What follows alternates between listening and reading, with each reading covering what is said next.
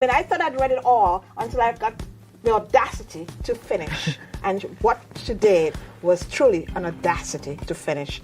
And she's going to tell us how this came about, where this came from, and how she put this in words, on paper, and still convey that powerful message, that powerful story about her experience.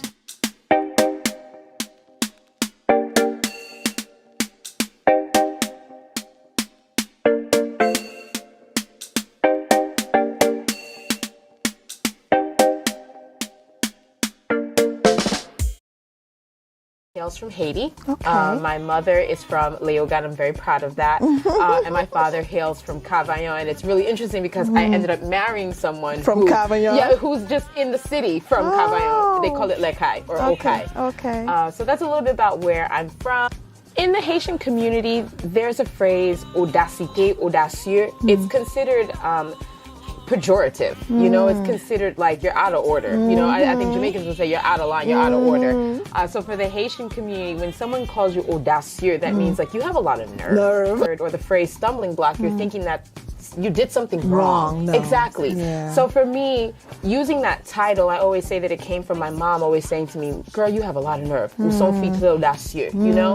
And I said, well, maybe that's true. Maybe that's part of my character, is that having that audacity, because I know that God had given me a mission, and he continues to remind me that every time you encounter one of these storms or these tribulations, whatever it is, you need to get back up and be about the business, because you're not done. That's it. Yeah. It's the fact that people have stereotypes. Yes. Or stereotypical beliefs about Haitians. Yes, I correct. must confess, I was one of them. Okay. To a certain degree. Okay. Because I thought Haitians were very proud, arrogant, Yeah. and full of themselves.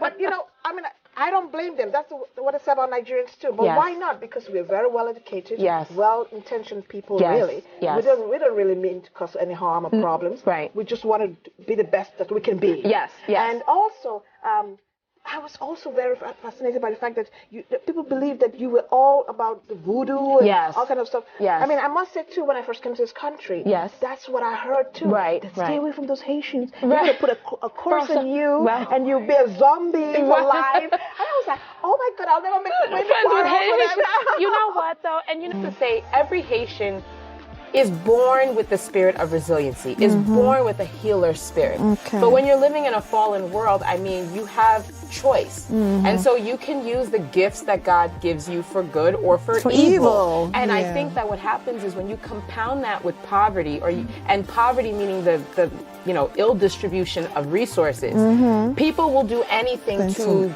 get the basic resources they need. So that people can get something. Absolutely. Like, I picked up passages that fed my soul. And I know that not everyone will connect with that, but those who are searching for an anchor, that's what it did for me. It challenged me really to say, if I am a believer, if I do believe in God and I believe these things to be true, I have to test them. Yes. And sometimes as believers, we're waiting for things to happen to us instead of initiating. That's true. Because